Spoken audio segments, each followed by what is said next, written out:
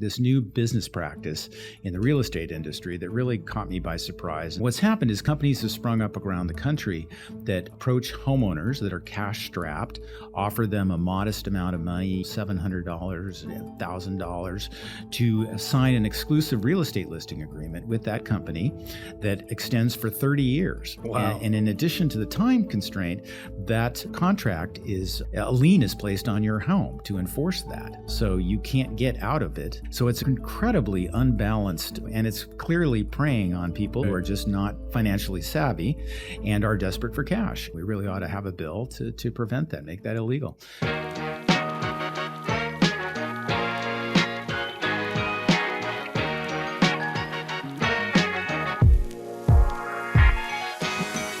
Hello and welcome again to another episode of Sacktown Talks. I'm your host, Jarrett Blonian, and today we're glad to be joined by Assemblymember Gregg Hart. Greg, how's it going? Thanks for joining us. Thanks for having me, Jarrett. It's a pleasure to be here, and it's a gorgeous day. I'm actually telling people the weather in Sacramento is better than in Santa Barbara right now. Whoa. And that's a rare thing to say. Totally rare. Yeah. What is the weather like down there? Like, it was like 70 degrees. I was down in Anaheim a couple weeks ago. It's been this weird, gloomy, foggy thing for about the past 6 weeks, but eventually it's going to burn off and it'll be gorgeous. But right now, Sacramento's the place to be. The June gloom is here, huh? Mm-hmm. Well, and as we know, this episode is brought to you by Southwest, and that is why you are now in the Assembly, right? Because there's a direct flight from Santa Barbara to Sacramento. I think that's a key part, and I'm really grateful to Southwest, and I spent a lot of time on the plane. It comes directly from Sacramento to Santa Barbara, and it's made my life a lot easier. Yeah. No, yeah, your predecessors could tell you the burdens of trying to find a way. I think going back to Jack O'Connell, who I worked for, and Hannah Beth Jackson and Pedro Nava, the first thing they said to me is, get used to driving to Burbank to fly to Sacramento, and things are working out much better. Well, as always go, we all go to Santa Barbara, and we all question, one, how could you ever, live here? It's so great. And then two, why would you ever want to leave? So, the quick hour flight there and back makes it easy to come and go. And it was part of a hard decision for me to leave Santa Barbara County. I was a member of the Board of Supervisors and was really enjoying the work there, kind of the culmination of a local government career in Santa Barbara. But the opportunity to be here in Sacramento and influence state policy, kind of a once-in-a-lifetime opportunity. So I'm excited to have this chance. Yeah, it's interesting, kind of like, the Central Coast, the southern Central Coast, kind of where you are. It's probably one of the most beautiful parts of California, and it's not the most populated. Can you kind of tell us a little bit about the district and kind of what is it like there to live and work in Santa Barbara? Well, historically, the Assembly district that I live in used to be split between South Santa Barbara County and Western Ventura County. And so the blending of those two coastal areas. And now I think really for the first time, all of Santa Barbara County is a district with a little portion of South San Luis Obispo County. So it's a very specific geographic area, a lot in common, amongst those communities. And I grew up in this area. I was living in Lompoc when I was 2 years old, moved to Santa Barbara when I was 5, and went to UCSB and Santa Barbara City College, and never really lived any other place other than Santa Barbara. So this is a new opportunity for me to live in a different community, in a different place, and I'm loving it. Right. So, we were talking earlier off camera, kind of like how, I guess, after you graduated from Santa Barbara, you actually worked for a legislator in the Assembly. Can you kind of tell us about that experience? Yeah, it's a great story, actually, because I was a college student and I was interested in politics. My family business was politics because my father was the library director for the county and city of Santa Barbara. So we talked about local government a lot at the dinner table when I was a teenager, and I kind of got interested in environmental issues. That was really the trigger that sparked my activism in politics. But this young guy who was a high school teacher from Oxnard decided to run for state assembly against Brooks Firestone, who was the heir to the Firestone Tire and Rubber fortune, and a guy who was made to be the assembly member from that district at that time because it was really a purple district. But he didn't work very hard, and Jack O'Connell did. He got this army of college students. We knocked on every door. Jack wore out shoes and won in the tightest election in that cycle in 1982. And as a result, I got hired to be on his district staff and worked there for about 7 years. And really got the bug. And so ended up with a political career of my own. I got elected to the Santa Barbara City Council, and then was appointed by Grave Davis to the California Coastal Commission, and ended up as a member of the Board of Supervisors before being elected here to serve in the legislature. So it's been a great ride representing my community. You know, every time I go to Trader Joe's, people stop me in the aisles and talk about everything under the sun, and they still do that now when I get back to the district on the weekends. No, that's great. That's a great story, kind of linking it all together. Kind of, you know, that 7 years you spent from 82 to 89, kind of how has that prepared you to come up here and kind of, you know, be the member, be up here and kind of deal with kind of the legislature in Sacramento? Well, I think Jack's strength was he's just a great person, and, you know, had tremendous respect from his colleagues because he was really a hard worker, and also was generous with his time and his attention. So that value is really deeply embedded in me, and I have tried to be that kind of a legislator at the local level, being accessible, being a good listener, trying to bring people together and do things without a sharp edge. And I'm trying to do the same thing here. Before I actually got sworn in December, I went around and met most of the new colleagues that I was going to serve with in the freshman class, and began to develop a relationship with them. And that's served me well as a starting point. You know, kind of got a little bit of a head start in working with these folks. And they're tremendous people that I'm serving with. It's just a really great class. Everybody, frankly, in the legislature that I've met so far has just been impressive to me. Really knowledgeable people who are working incredibly hard. And, you know, I'm just trying to fit in and bring some of the experience that I have in Santa Barbara at the local level to the conversations we're having here in Sacramento.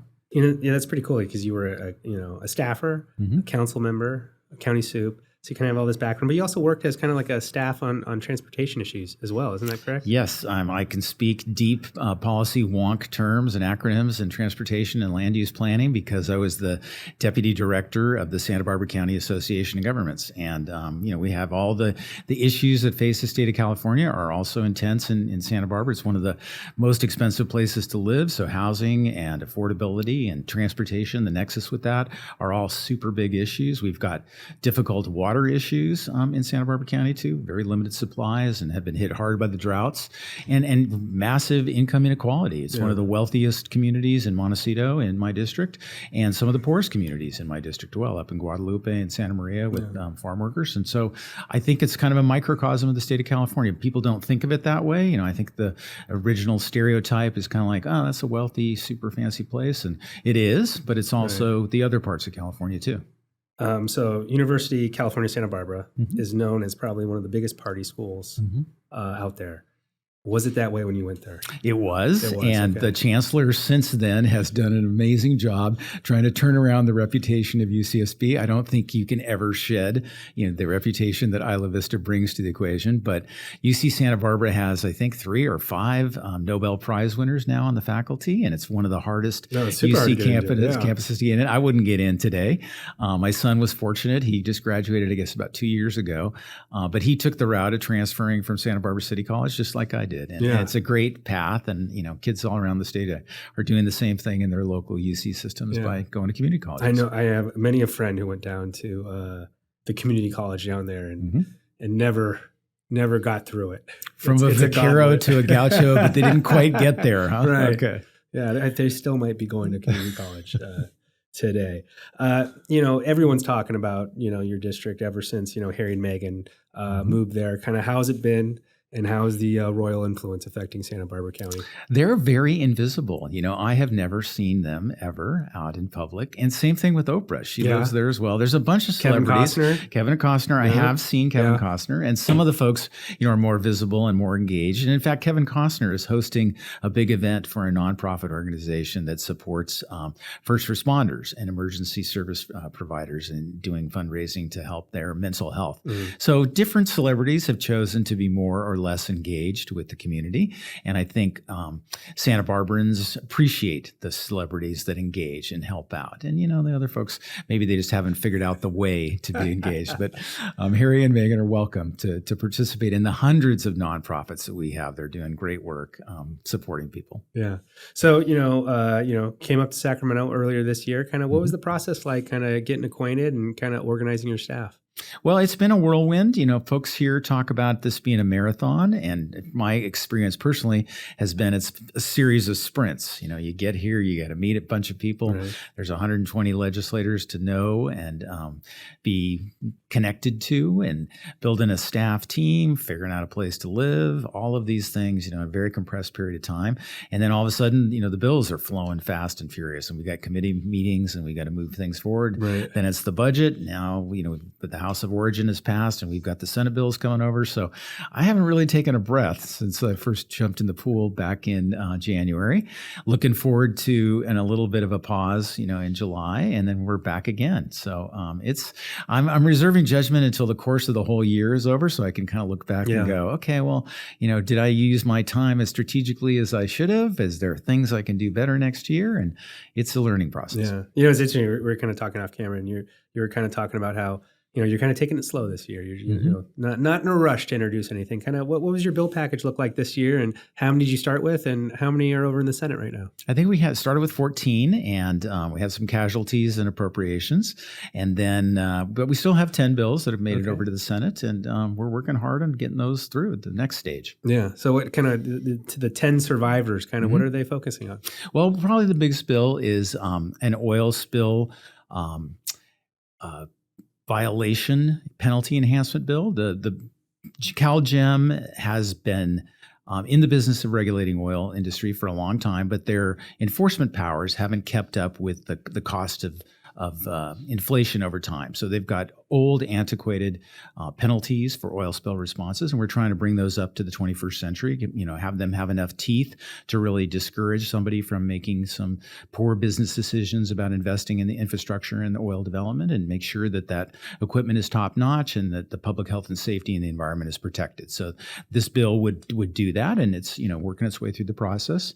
Another bill that's really interesting, I was told about this new business practice in the real estate industry that really caught me by surprise. And I thought that doesn't seem right. There ought to be a law. And what's happened is companies have sprung up around the country that approach homeowners that are cash strapped, offer them a modest amount of money, $700, $1,000, to sign an exclusive real estate listing agreement with that company that extends for 30 years. Wow. And in addition to the time constraint, that contract is a lien is placed on your home to enforce that. So you can't get out of it if you decide that you want to use a different realtor without triggering a clause in the contract that subtracts 10% of the equity in your home.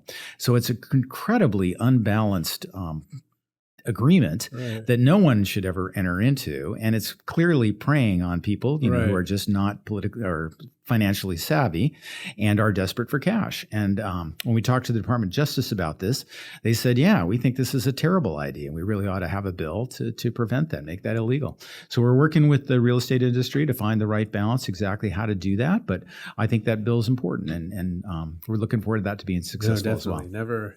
Never a shortage of great ideas out there, huh? For some people. Another one that's really, I think, fits my district well, because we do have so many nonprofit organizations, is many of those nonprofits that contract with the state, to do important work, have to front load the resources to do the work before they get compensated. The current model is that you do the service and then you're reimbursed by the state. And it takes quite a long period of time, oftentimes, to get repaid. So nonprofits that don't have strong cash flow are in a really disadvantaged position and need to have some help. So that my bill would allow them to get up to 25% of the state grant or contract that they're going to receive up front, so that they can make sure that they're not in that difficult cash flow position. And I think what it'll do is open the lens for non-traditional nonprofit organizations that haven't previously been able to do state contracts or grants. And that'll help open the lens up to the communities that they serve. No, definitely. So you've just gone through your first budget process. Kind of what are some of your thoughts on the budget, and kind of what did you learn about the process along the way? Well, it's an interesting year to be coming to legislature. That is just historically high state budget last year that has been incrementally growing over the past, 4 or 5 years, really, to the point where, revenues are really strong. The rainy day reserve is fully funded. The state's in an incredibly strong fiscal position. The economy is even doing well, despite, inflation being a challenge. And this year's a little different. There's a deficit as compared to last year.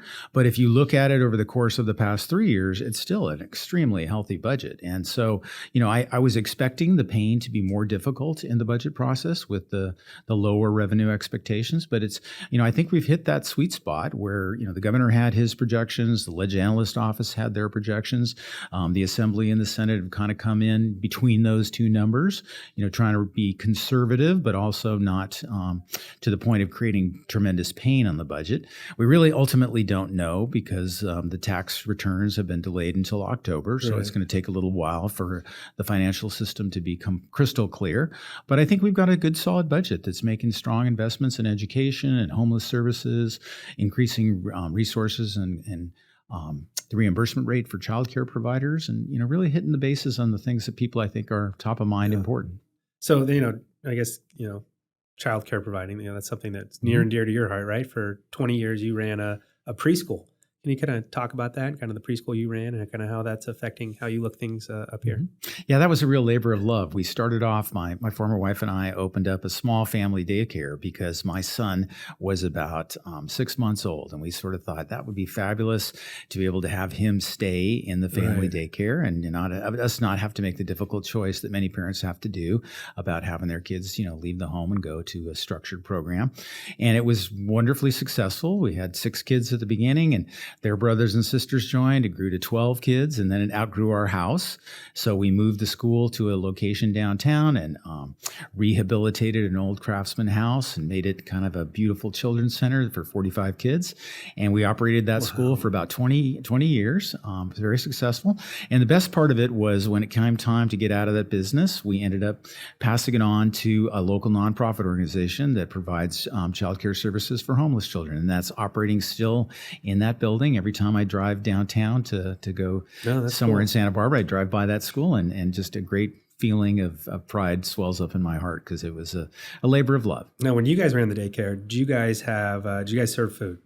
We did actually. Yeah. We had snacks. Kids brought their own lunches. Oh, they brought their own. Okay. Yeah, so it wasn't a structured meal thing, but kids and food is a fun part of the process. For sure. It's definitely a learning curve. Seeing what they'll eat. Yep. So you have a few bills dealing with emergency situations, and the coast was hit super hard this year with all these storms. Can you kind of talk about some of your bills and kind of what they seek to do? Yeah, in fact, my experience on the California Coastal Commission really informed one of the bills that I'm carrying about emergency services. The threshold that used to exist or currently exists in state law in order to get an emergency permit from the Coastal Commission is very, very low. It hasn't been adjusted for inflation since the Coastal Act was actually created. So my bill will raise that up to a more reasonable threshold so that if folks do have emergency repairs that they have to do in the coastal zone, they will not have to go through the full Coastal Commission process in order to do that. And I think that's going to make a tremendous difference. Yeah. I think the Coastal Commission staff itself appreciates that. They don't want to be focusing their time on minor reconstruction projects that are slowing down emergency response. They want people to be able to do that work, protect their homes or their businesses, and then they can concentrate on the more difficult, complex coastal access and resource issues that they need to be focused on. Yeah. And I guess another issue always dealing with the coast and the beach is garbage, right? Plastic, and you have a few bills tailored to, I guess, recycling, right? Yeah, and the local governments are trying their best to meet the really high standards that California has set for recycling goals.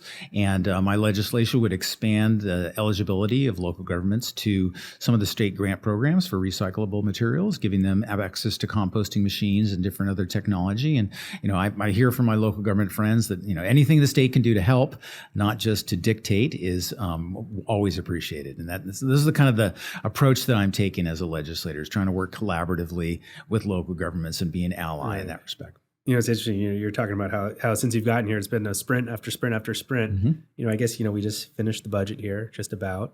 And here comes the next sprint, right? Your second House bill sprint. Can you talk to us about the committees you're on and kind of some of the bills you're going to see from the senators coming your way? Right now? Well, we had an interesting bill today, actually, in water, parks, and wildlife.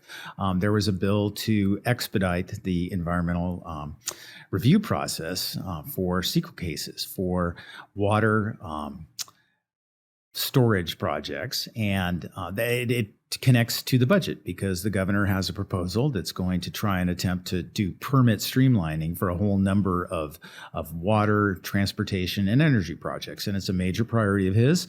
They're trying to position the state to be able to access the Inflation Reduction Act federal dollars that are going to be coming to California. There's a lot of money potentially available for California to advance infrastructure projects that we critically need. And, there's a critique that's probably legitimate that California's process is slow and difficult. It's hard to build things. Right. And, apparently the federal government recognizes that. And so the governor's sensitive to it, wants to be able to tell our federal partners that we're trying to address that. And we're going to be in a position to effectively spend those federal dollars quickly and effectively. So, the governor's got this package of trailer bills. One of the sub pieces was in water parks and wildlife today. And we passed it on a bipartisan vote. So I think there's a real opportunity to make progress and do it collaboratively. Some of the environmental organizations have been criticizing the process and saying this isn't really appropriate for a budget trailer type of mechanism, that we ought to work through the regular policy process. So I think in time, as we work through these negotiations, we may end up in a place like that where we can do this, through the regular process. We might accelerate some elements through the budget, but I think what the governor has learned from the oil price gouging discussion that he had through the executive process with the legislature, and I know my colleagues feel this way, that we can work really effectively with the governor and accomplish big things. And but sometimes it takes us being engaged too, not just the governor's approach. Right. Well, just kind of your background in transportation, kind of a big frustration is like a lot of these projects do take a lot of time, kind of like high-speed rail, number one, right? Yep. And, if we could speed up the process to get, the people stuff they need faster, then that's great. Absolutely. In fact, one of the governor's proposals is to expand the ability to do design build for big transportation projects. And in Santa Barbara County, we have been doing exactly that with a project for the 101 corridor. There's a multimodal project there that would add HOV lanes and add rail transportation and bicycle and pedestrian facilities. It's really, 21st century transportation investments. And that was done with the design build contracts, one of the exceptions that Caltrans had been granted. And it's been tremendously successful. The design decisions that are made early on save hundreds of millions of dollars in the construction phase. And so taking that tool and applying it to a bigger palette of projects in the state is a really smart idea. No, it's been great. So, you're coming up on committee, and then you got your break, and then the mad dash into August. Kind of what are some of the things you're looking forward to kind of finishing out the year? Well, I just, it's all new to me. So I'm just taking it in day by day. And I had never have a minute to pause. I get up early in the morning and I'm going late at night. And then when I get back on Thursdays, I have got meetings and events in the district. So it's a 24/7 life. I'm looking forward to a little bit of a break in July to take a pause. Recharge the batteries a bit. Yeah, exactly. And but I'm loving it. The one thing that's suffering is don't get as much exercise as I used to, and I got to make a deeper commitment to maybe getting up at 5 o'clock in the morning instead of 6. Well, that's it. I was going to ask you, what's your routine? Because a lot of members get up early, they do that workout, and you kind of a lot of members talk about, especially new members, talk about how they lose themselves because you're scheduled all day, right? And you never have that time for yourself. I think that's all true, and I have not figured it out, and I need to make a better, more conscious decision about that. I found that I'm struggling with, should I go to sleep or should I get up and work out? And I need to do both, and so somewhere I got to figure out. One of my bills that I kicked around with the staff at the beginning of the year was, why don't I legislate a 26-hour day? And they laughed and said, well, you just fill it up with 2 more hours of work, so I don't know if you're going to be ahead in that respect. You're going backwards. They're trying to do the 26-hour week, right? Yeah. Imagine that. Well, Greg, thank you so much for taking some of your time out. You're busy to spend time with us and tell us a little about yourself. Definitely refreshing and great energy. And thanks for coming on. Well, Jared, really a pleasure to meet you and to have this conversation with your listeners, and look forward to doing more things together. Thanks for having me. All right.